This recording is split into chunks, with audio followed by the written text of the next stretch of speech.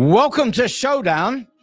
I'm Mark Kaysen, and it's Friday, and that's August the 2nd.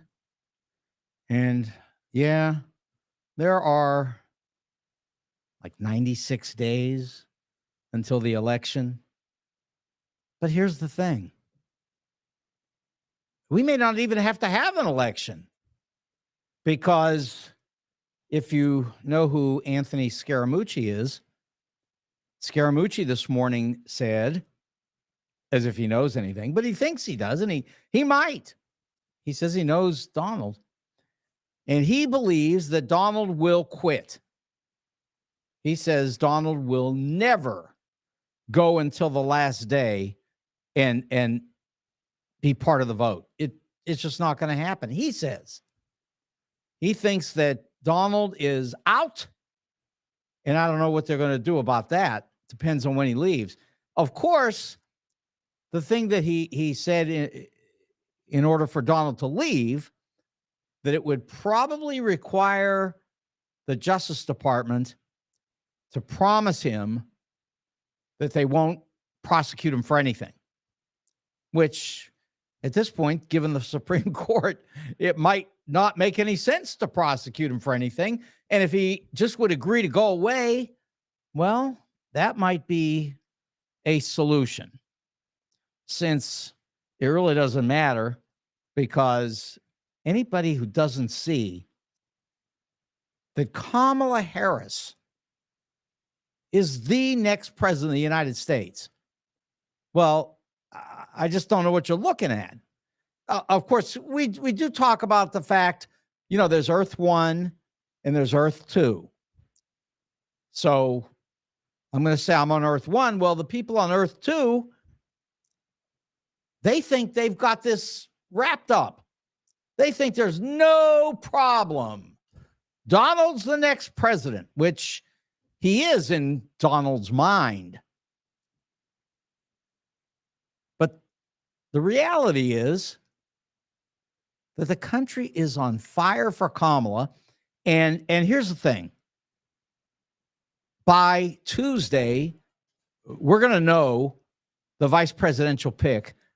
And I think, which I've said from the beginning, I think it will be Josh Shapiro from Pennsylvania, which will bring Pennsylvania to the Democrats. Now, you could say it's not guaranteed, and in recent years, in recent elections, it hasn't been that big of a deal, the vice president.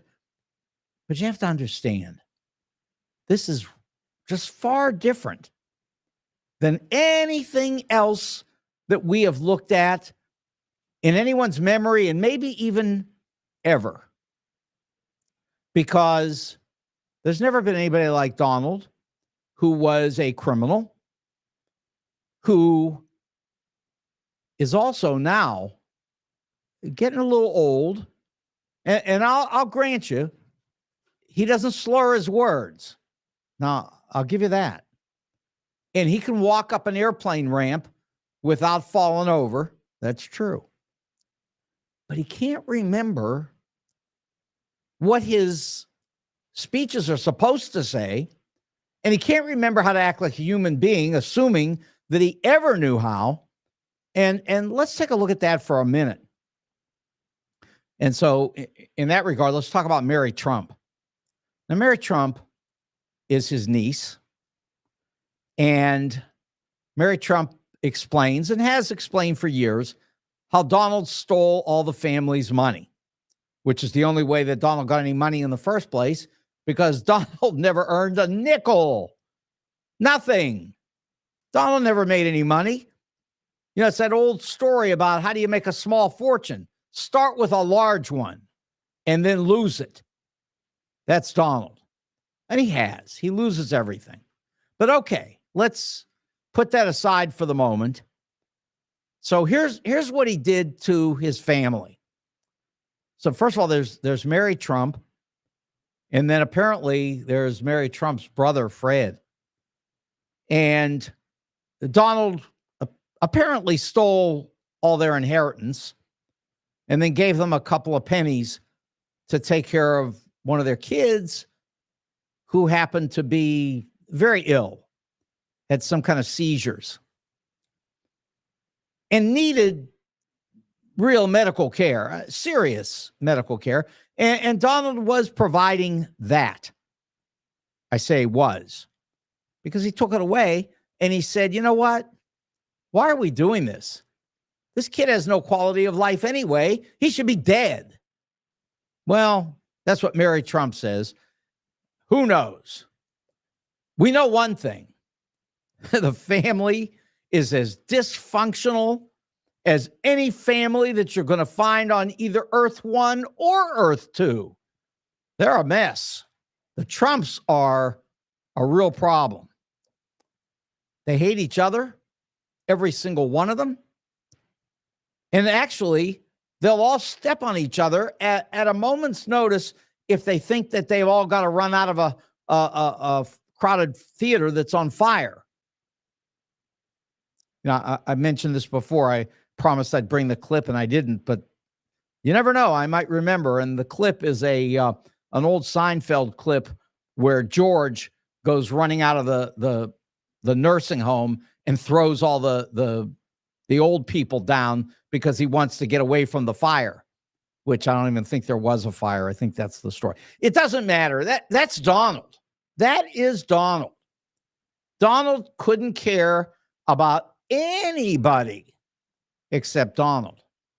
You know how many people I've told on the Republican side, they tell me all about the things that Donald wants to do. And I say, you know, if you ever talk to that guy, he would spit in your eye.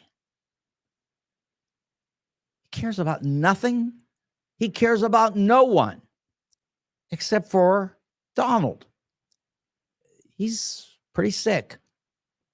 This morning on Morning Joe, although Joe and Mika are on vacation, they were saying what a damaged man he is.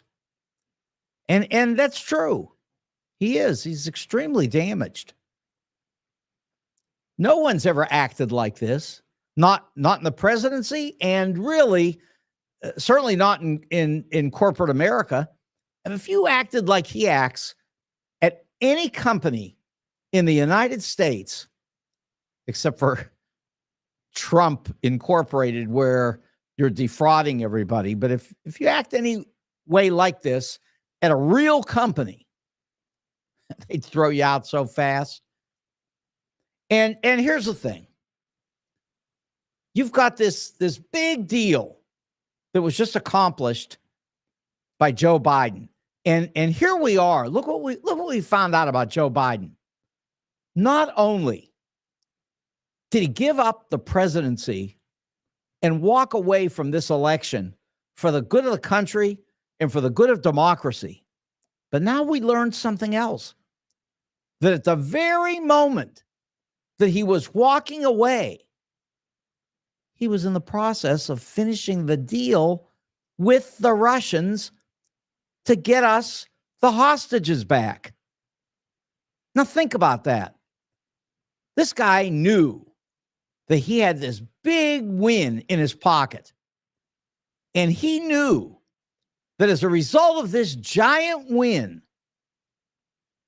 he could do anything. He could go to the American people. He could tell them what a hero he was and maybe get elected. He could have thought that. But look what he did instead. He just walked away. He just walked away. He was not willing to risk the United States over this whole situation. No, Donald, he wasn't going to deal with it. He walked away. He wanted to protect the country. Period. He wants to be president for 4 more years. He thinks he can be, and he thinks he's already done a great job. And look what the last thing he just did 1 day ago. Brought all these people back. And he didn't just bring 2. I mean, I said 4, but I guess it was really 8. he made Putin look pretty small, but he still backed away because he wanted to protect the country. Now, on the other side of the coin, over on Earth 2, let's look at Donald.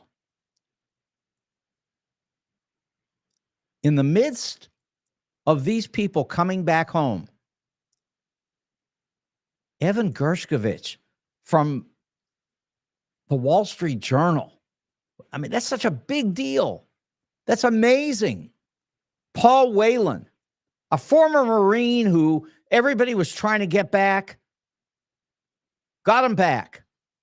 And then all these other people as well. And instead of Donald saying, you know, nice job, let's move on. I mean, that's all he had to say. Just nice job, because it was a nice job. That's all. This wouldn't have hurt him. In fact, it would have helped him. A lot of people would have said, look at Donald Trump. He's actually a human being after all. But he couldn't even do this, because instead, he's saying the most terrible things. For example, he says that if he were president, he could have gotten everybody back the first day, wouldn't have had to talk to any allies, wouldn't have to worry about any of this, wouldn't have turned over anybody to Putin, that Putin would have just sent everybody to him. End of story. I mean, he says that. He's saying it now. So that's one thing he's saying. And by the way, Republicans are telling him, can you get off of this? Can we get onto some policy? Don't do this. This is not good. But doesn't matter. Donald won't stop. He is pounding on this. He also says that the reason that Putin sent them here at this time, all of these hostages, is because he was so frightened that Donald was going to win the election that he was shaking. And he realized that he better just do something fast. Otherwise, Donald, who knows what Donald would do to him? That's what he's saying right now. That is what he is saying. And that's, in fact, that's what J.D. Vance is saying about Donald and Putin. So at least they got that part straight. At least they're telling the same story, as bizarre as that story is. Why would they say these things? This can't help them. In fact, all it can do is hurt them.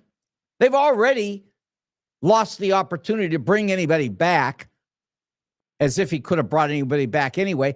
Although, yeah, he brought some people back. Hi, Ben. Hi, Michael. He brought some people back. He did. And he gave up large numbers of people that we had in prisons in return. Well, that's okay. That's the deal. That's what you have to do. You give up whatever you have to give up to get the people that you want. And that's what Donald did. And now Donald says he didn't do it. Donald says that whatever he got back, he got for nothing. Didn't give up anything. Well, we all know what he gave up. It's all over the place. It's in the newspapers. It's everywhere. We know what he gave up. So he's just lying, which is what he does. The man's a liar. To what purpose? It's not helping him. It's killing his chances of ever winning anything. Although, you know what I think, he probably wasn't going to win anything anyway. But, you know, I always have held out that if he knew how to act like a human being, he does have a name. People did watch that crazy television show, and they would probably vote for him. But not this. Not with the crazy things he's saying. Yeah, Michael says He thinks he's better off making up this craziness than talking about Project 2025, which will only get him in more trouble. Well, there's something to that. There is. But that's not even something that Donald could figure out. He's not smart enough to think about that. He's just running off saying things because he doesn't know what else to do. He is in a panic. I think that's fair to say. The man is in a panic. And he just doesn't know what to do. The country is just wildly in love with Kamala Harris. Now, that's only up to a certain point, because it's true that that's all on Earth 1. On Earth 2, they think Donald is some kind of Superman. But I hate to tell you, Superman is about to get hit by a pile of kryptonite, because nothing's working. And everything's working for Kamala. And I do think she is probably going to come up with Shapiro, I would guess, because the first speech is going to be in Philadelphia. So that makes sense. And, okay. And by the way, here's something interesting enough. You got idiots in the Congress who are saying, don't pick Shapiro. Behind the scenes, the explanation is they don't want a Jew. Being generous, they're afraid a Jew can't win. Of course, the other side is that they just don't want a Jewish person. And okay, whatever the deal is, it's not good. Okay, Michael says he signed up to go see Kamala in Arizona, one of the presentations she's going to make, which is next Friday. But everybody's doing this. I know people in my family who are out right now signing up to volunteer for the Democratic Party because they're so excited, and they've never done it in their lives. Never. This is not small. This is not a 1 or 2 week honeymoon. This is something that is just gathering strength every single day. And, it's not like Kamala has done anything special here. I'll admit she's comported herself well in the public venues where she's spoken recently. She's done that. But other people have done that in the past. There are good speakers. She's one. But, she has just caught fire in ways that somewhat connect to the fact that she's black to a degree. Not totally, but to a degree, that's in there. Certainly in the black community, you can write off all that talk of Donald. That's a funny story. Who remembers that one, where he was saying he was going to get 25% of the black vote? I said he'd get 5 if he was lucky, and it looks like I may have overstated it at 5. I will tell you, I have friends, Republican friends, who are posting things all over the place as if it's going to help. Things about Kamala being an Indian, not a black. Put that aside for a second. I want to talk about this black thing. And it's not that anybody would listen if I were looking at these people right in their faces and explain to them what they don't understand. Well, they still wouldn't hear me. They really wouldn't. But let's put that away for a second. Donald is just a lost soul who has been lost anyway, but now he's trying to figure out what can he do to overcome what's going on out there. He doesn't understand why she's so popular, but she is. And he doesn't understand the slightest way to begin to attack any of this. And what could he do? He could talk about policy, but not policy having to do with women. He can't do that. You know, I had Ashley Ani up here yesterday from the Missouri State Capitol. She's the minority whip. And she talked about women and how they're responding to this. And, you know, she saw it like everybody sees it on Earth One. This thing is just risen up, and it just can't be stopped. And she isn't going to say anything stupid because she's not stupid. Now, Donald says she's stupid. Then he's got that idiot John Kennedy, which, what a disgrace to the Kennedy name, who's running around calling her a ding-dong and saying that he's got polling that shows that the American people think that Kamala is a ding-dong. Why does anybody say these things? What's the purpose? You can't possibly believe that this is going to change this incredible runaway freight train, which is headed for a gigantic victory.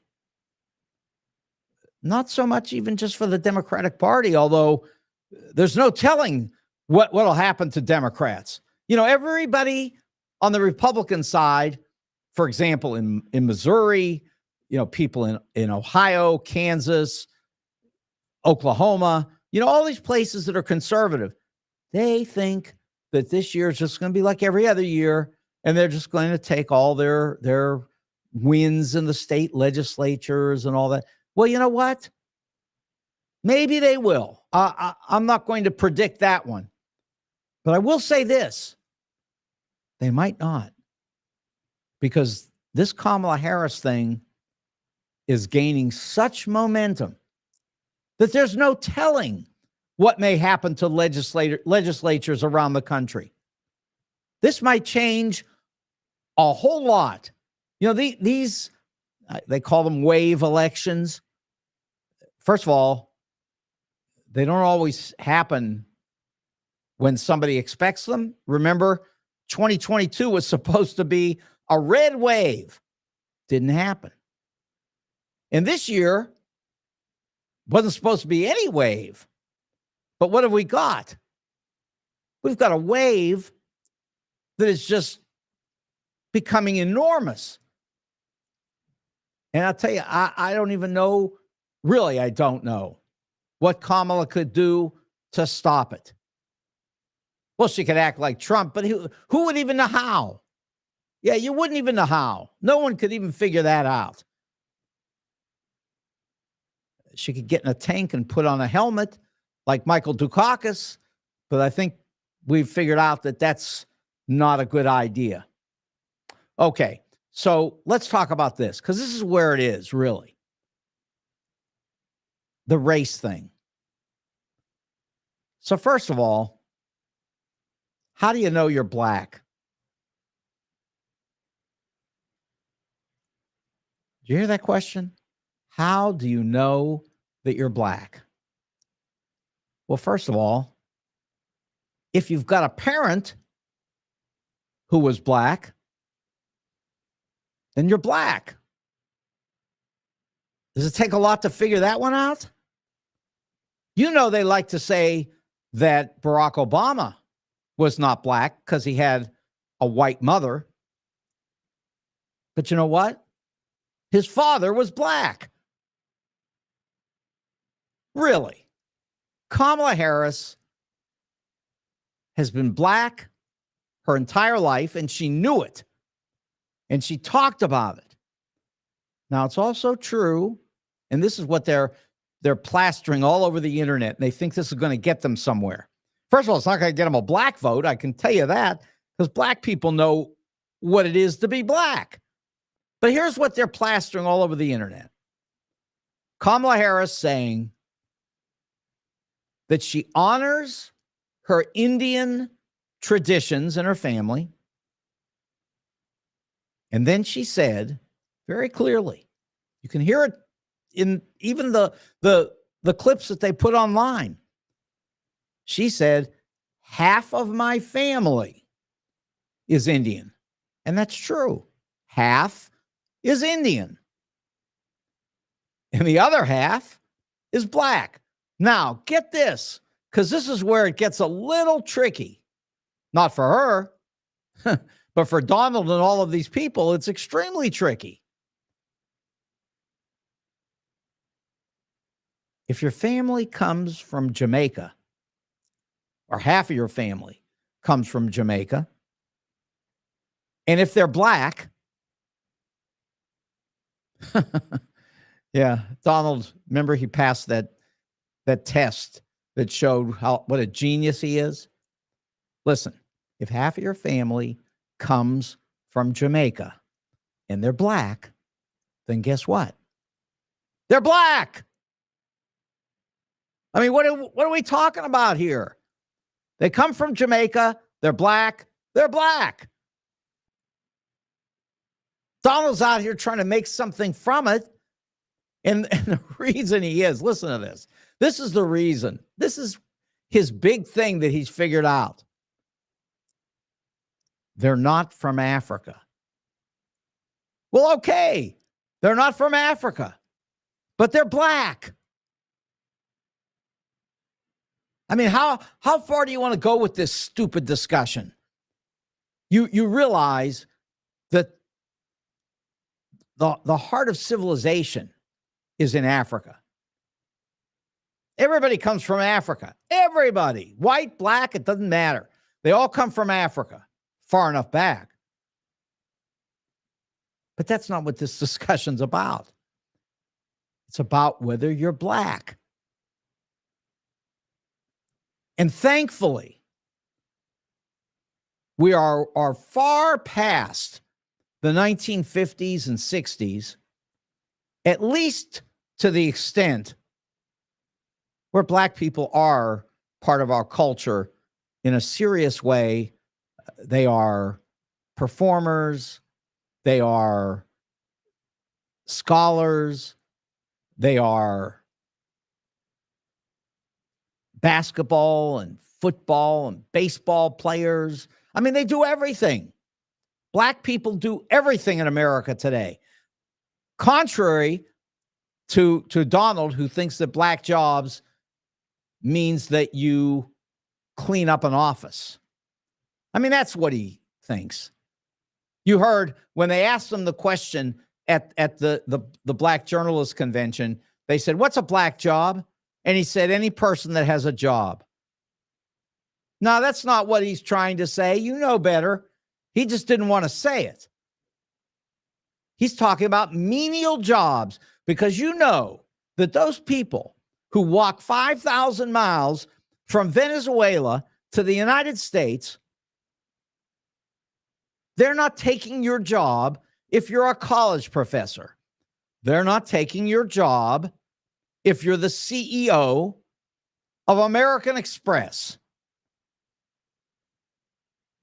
They're not taking black jobs when black jobs are the top jobs in the country. And many black people do have the top jobs in the country. Those are not the jobs that they're taking.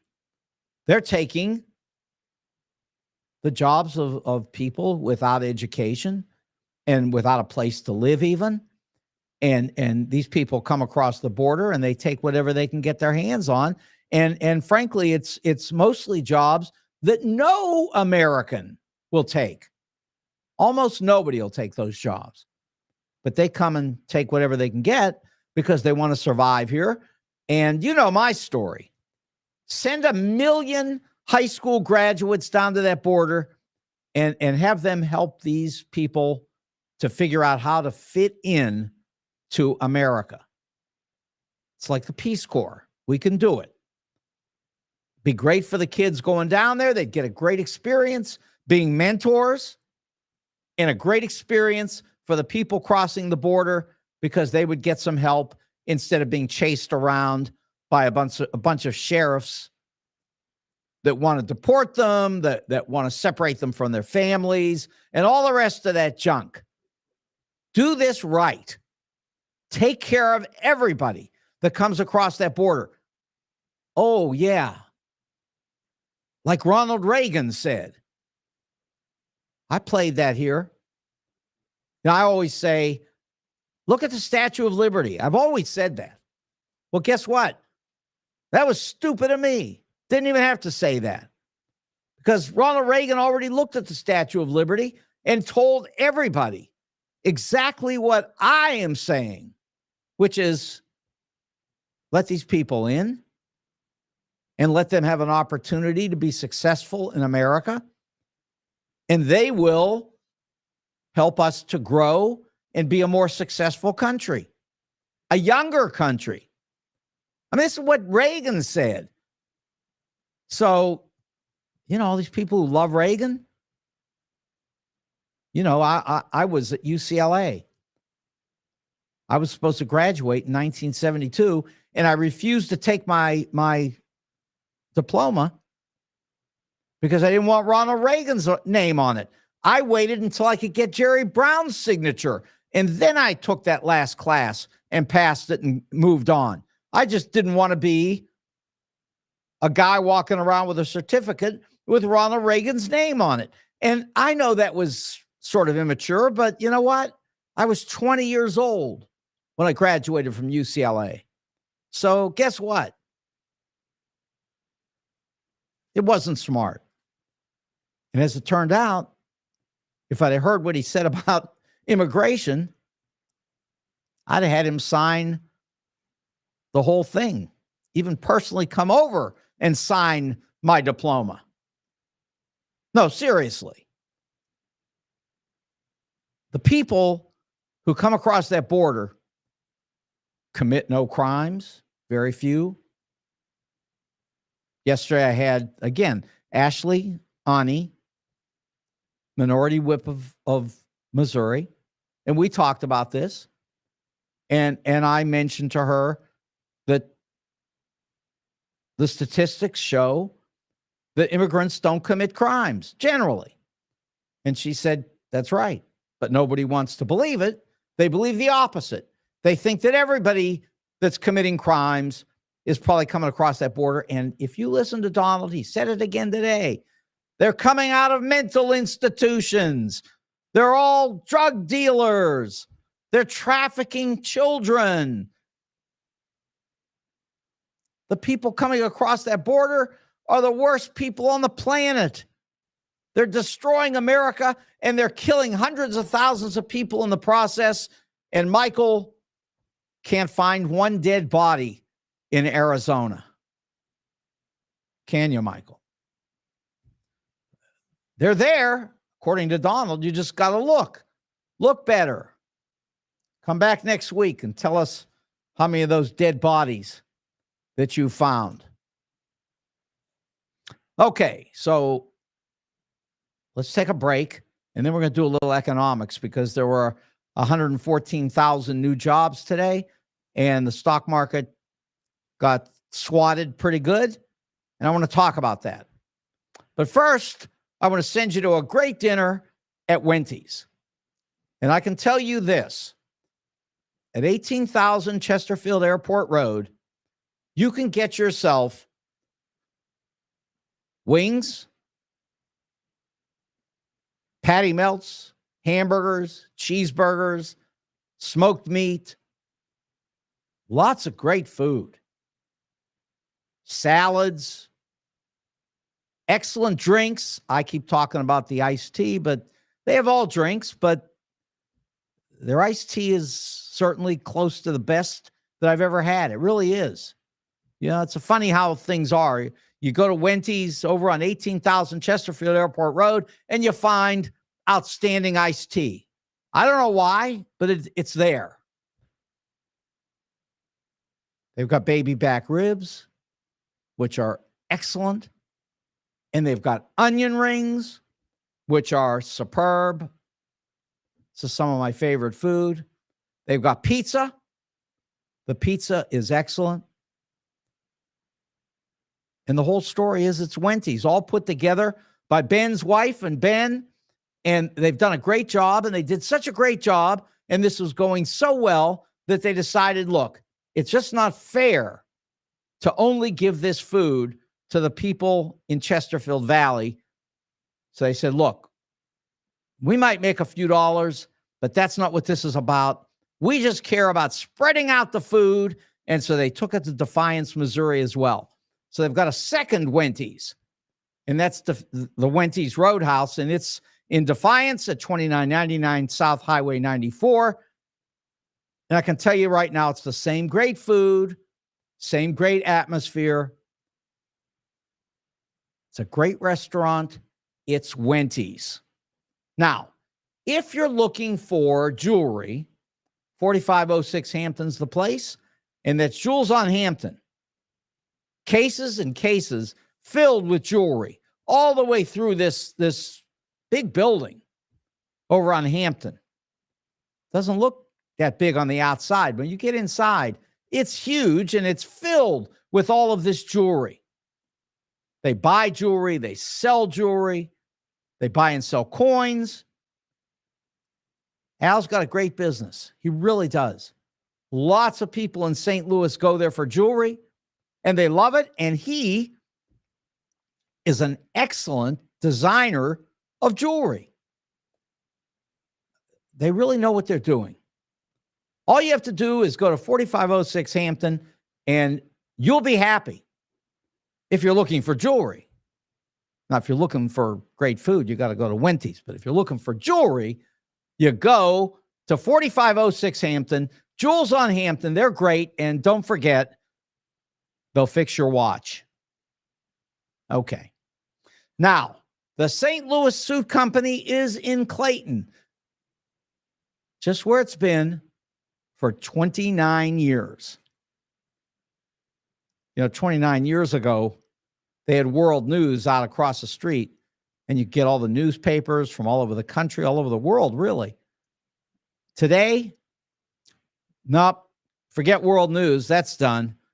The internet killed all that. But didn't kill the St. Louis Suit Company. They are selling suits and ties and shoes and shirts and overcoats. 95, 97 degrees outside. You go get yourself an overcoat. I promise you, you're not going to pay full price for an overcoat. You're going to pay full price if you try to get one of those overcoats in November or December when it's freezing outside. But right now, you can get a bargain on one of those overcoats. And then on top of that, like I say, they got shirts, they got shoes, they've got ties. The ties are nice. Today I've got another silk tie on. This is a black tie with a pink shirt. Guess they call this houndstooth, the coat. What do I know? But it's nice. I mean, all the things I get there are very nice. And they've helped me to match things up because they know I'm colorblind and they don't want to mess that up. But you know what? They'll take care of everybody. They really do. It's just a great place for men's clothing.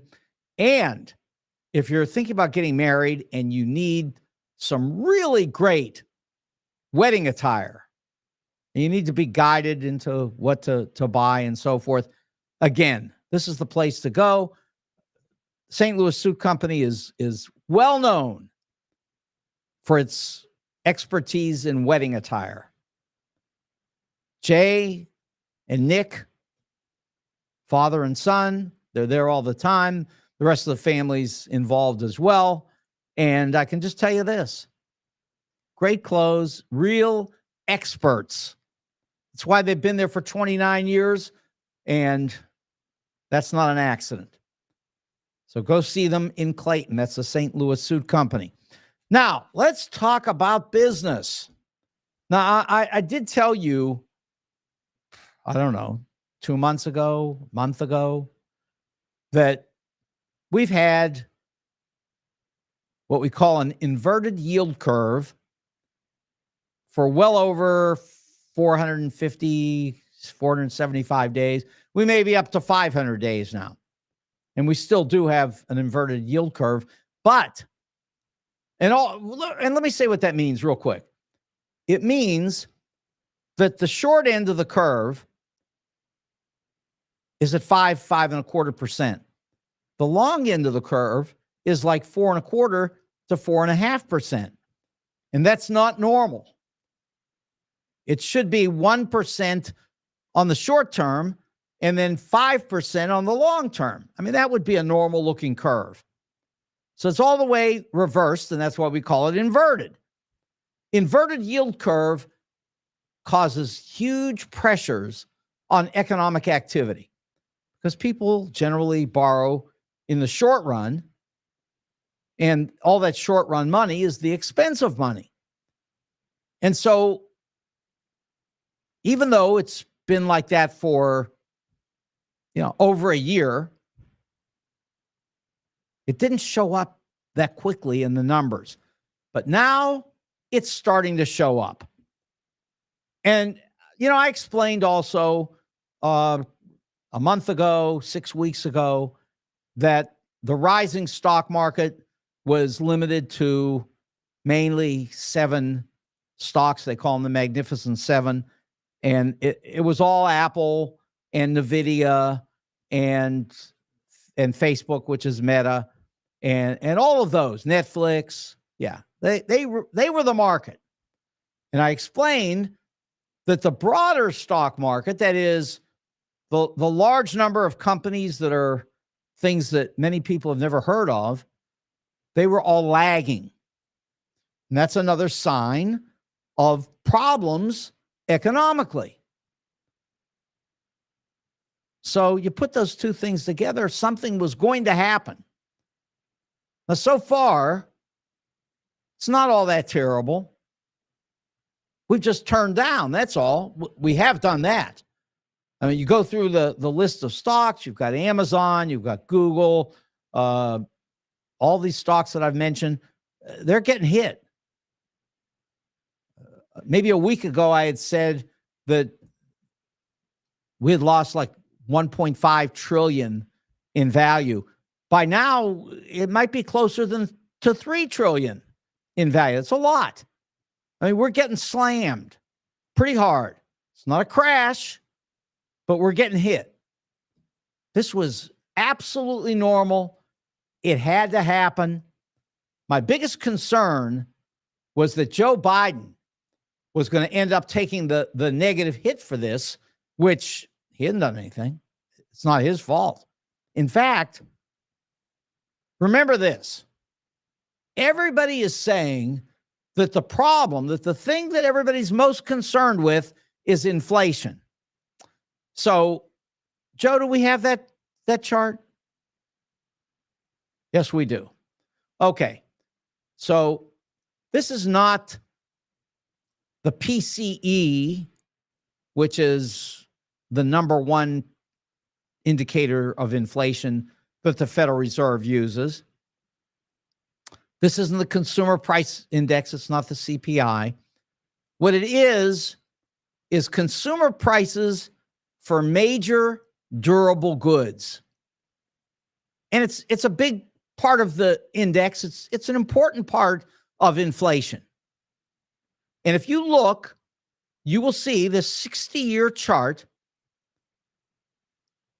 It shows that back in the mid-70s and the late 70s, early 80s, we had a big spike up in inflation. It was sort of a double spike. And I mean, it lasted a long time. It was serious. It pushed interest rates dramatically higher. We saw a 21% prime rate, 14.5% 30-year bonds. Today, the 30-year bond is 4.7%, but it was 14.5% back then. It was rough. Now, from the 1980s, if you look at the chart from the 1980s, if you look all the way down, it was a straight downtrend all the way into the 90s. And then all the way through the 2000s, this number just laid there on the bottom, and we had almost no inflation at all. And then came COVID. And somebody could say, well, Joe Biden did it. But actually, if you look at the chart, it's 2020 when everything spiked up, and that was COVID. And it spiked up, and then it spiked right back down. But the problem is that between our politics and whatever news reports are out there that have emphasized all this inflation talk, people just haven't gotten the message on the other side of this mountain. Because those prices coming down, which they did, that's huge. That's big. Look at the chart. There's nothing like it on the chart. Straight up, straight down. In the 70s, it was straight up, and it stayed there. But this didn't. It was straight up, and it was straight down. Now, we got into a discussion yesterday with one of my Trump-supporting friends, and we talked about, their perception of what we pay at the stores. Yeah, thank you for taking that off, Joe. Here's the thing. You're not paying $400 at the store for the same thing that you bought last year for $100. You're not. That would be a 400% increase in inflation, and that's not where we are. For a brief period of time, we hit 9%, and we're basically at 2.5%. Don't get me wrong. We just lost about $3 trillion in value in those stocks. But that's not because of inflation or Joe or anything else, except this. AI got everybody very excited. And a lot of people threw a lot of money into all these technology companies. But listen, that's not unusual. That's happened in every bull market that I can remember, and I have done this for 50 years. I know I look like I'm 20, but no, I've done this for 50 years. And I can tell you that when this happens and all the money gets funneled into one place, eventually the day comes when everybody wants to get out because they're scared, and then there's a stampede.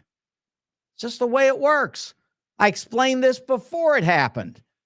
Now it's sort of happening. It hasn't totally happened. This is not out of control yet. It probably will get that way. Just bear markets get crazy. People get scared and they sell, and they keep on selling. And then you get to the point where one day everybody becomes hysterical. And that's when you buy. But at the moment, we're at the other side of the mountain. How long will it take? I don't know. A lot of times it could take 4, 6 weeks, 7 weeks. I mean, there have been bear markets that have lasted 2 years, but normally at the beginning of a bear market, you could go down, and then you could come all the way back up and test the high again before you go back down. If it were to do that, the markets would be near their highs around the time of the election, all the way back to the top. And maybe then after the election, maybe back down again. It's hard to call these things exactly, but it's not that hard. There was enough out here to know that where we are right now is pretty much what you should expect. So I will say, Donald was getting slaughtered here in that stupid thing that he calls a company, but today it did go up. And, why did it go up? I don't know. There's no telling. There's some people out here who say that billionaires are dumping large amounts of money into, this DJT, the shares, as some kind of a donation to Donald. They better be careful, because they can push the price up briefly and the price can still end up back down and he can still get nothing. Because if it goes down to $1, he's looking at 114 million bucks, which, that's not so bad. He could buy some cigarettes in jail, but other than that, he doesn't want to lose it all. And I can say this, at the moment, he's down about $7 billion from the high. And so let's say he's got about $3.5 billion left. But it doesn't take much to wipe that out. So Donald better be careful, because I don't know what he's going to have left after he doesn't have the presidency, which he's not going to have. But he will have that presidential income. That's good. And they'll still give it to him in jail, I believe. Pretty sure of that. So I don't think he has too much to worry. And then on the other hand, he may, the way Scaramucci says, he may make a deal and everybody may say, okay, Donald, you go away and we'll cut you a deal. You don't have to go to jail. You can rake leaves in California to try to reduce the chance of forest fires. I mean, there's something that they're going to have to do. But I will say, it is important to understand the economics, because you're going to hear all kinds of stories. I had people calling me all over the place today with fear over something's happening, maybe a crash or something. Relax. If you're buying Microsoft at $450 a share, well, then you sort of get what you deserved, because it doesn't make sense. If you're paying $240 a share, which a little while ago it was, now Apple's $220. But if you're doing that, if you're putting all your money in Apple, you're in trouble. And by the way, Warren Buffett sold his Apple, and not all of it, but some. He sold a bunch of Apple. In fact, Warren Buffett has been selling stocks for the last 2 months at least. He sold all of his Citicorp, got rid of all of that. Didn't want any bank stocks. And I can tell you today, JP Morgan was down $10 a share. Well, sure. All these stocks that got way pumped up beyond what made sense are now getting slammed. It's not the end. It's not a panic yet. But we're getting there. We're working on it. Like I say, this is so normal. But look, if you don't have any stocks, or you've just got a 401k and you don't do anything with it, okay, put that aside. Now let's talk about the grocery store. The prices at the grocery store aren't out of control. I don't know where people get these ideas. Now, I gave a specific explanation yesterday. Hang on a sec. Let's stop here. Let's get Greg. Mark, the reason the market is two reasons. First, earnings call was yesterday. I think what you're trying to say is that there were some tech stocks that came out with earnings yesterday that weren't that hot. And second, the feds are going to lower interest rates in September. Well, if they're really lowering interest rates in September, that would be a plus. Everybody could say, hey, the interest rate decline is coming. Don't worry. No, Greg, the interest rates got slammed down today by the market. When the Federal Reserve lowers interest rates, if it is September, by that time, if the market's down, the interest rates will already be down, and the Fed will just be readjusting to meet the market. And that is what always happens. Always. It's what happens going up. It's what happens going down. The Fed has some effect on all of this, sure, but the markets, much more than anything else. Well, Greg, I just told you, you're saying that it's going to be the first time lowered in 4 years. I'm telling you, interest rates are dropping. It's not the Fed. The market is doing it. That's right. Go eat at Wendy's. That's the answer. Now, that is the answer. Okay, I'm with you on that. But look, the fact is that the Federal Reserve, it's a pretty good idea of what's going on here. They understand that the economy is just about making that turn to the downside, and they will do some things to try to create what everybody calls a soft landing. Can they do it? No one knows. They don't know, because there are some things in the biggest economy in the world that you can't control. But there are other things that you absolutely can control. And the Federal Reserve will do a fairly good job of all of this. And by the way, it's not just Jay Powell making the decision, you know. There are 12 Federal Reserve banks, and all of these people are experts, and they come together with a lot of really good information, and they make some good decisions. And they also make some bad ones. But they have the ability to sort of get things going the right way. They can't control everything. This is, you know, like I said, it's the biggest economy in the world. You cannot control the American dollar. You cannot control long-term interest rates. You can control the federal funds rate, which doesn't take much at all. The Fed can handle that. But long-term rates, that's strictly beyond anybody's control. The Fed can make some moves here and there on the margin, but honestly, the markets control everything. They really do. If you know the markets, you know everything.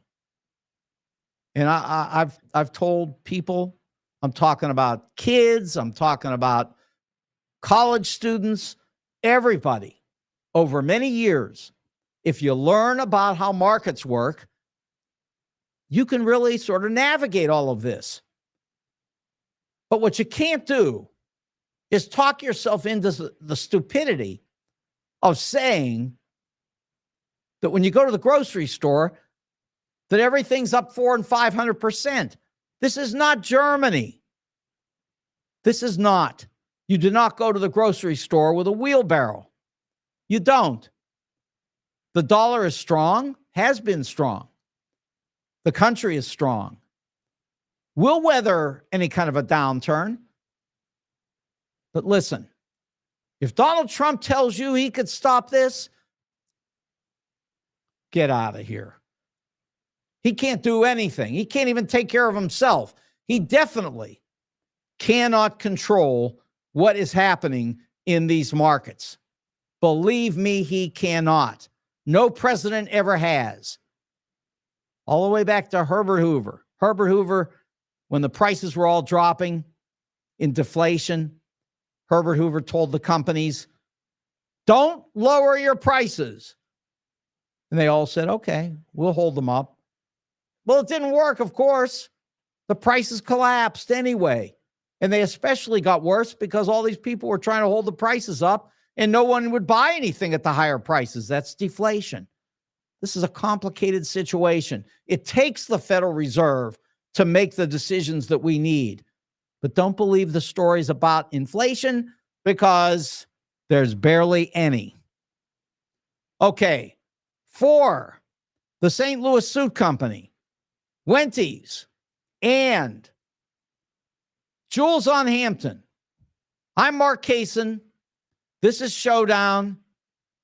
The weekend ahead, we'll have all kinds of great stories on Monday. See you then. Good night.